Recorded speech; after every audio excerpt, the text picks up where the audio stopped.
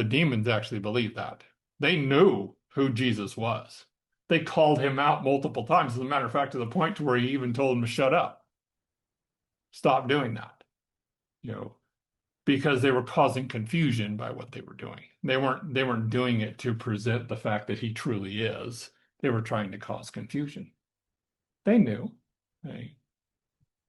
You get a lot of churches today, Reformed theology, and some of these, by the way, they actually fight against not Catholicism, Calvinism. They fight against Calvinism, but they still have this big movement of by salvation is by faith alone. And they're not wrong, except, interestingly enough, Paul actually deals with this.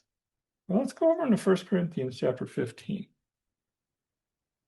So in 1 Corinthians chapter 15, starting in verse 1, moreover, brethren, I declared to you the gospel which I evangelized to you, which also you received, in which you stand, through which, so this is the agency by, or the agent by which you're saved. So this is through which you're saved.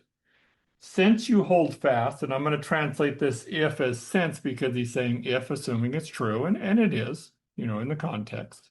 So since you hold fast the word which I evangelized to you, unless you believed in vain, unless you didn't have an object.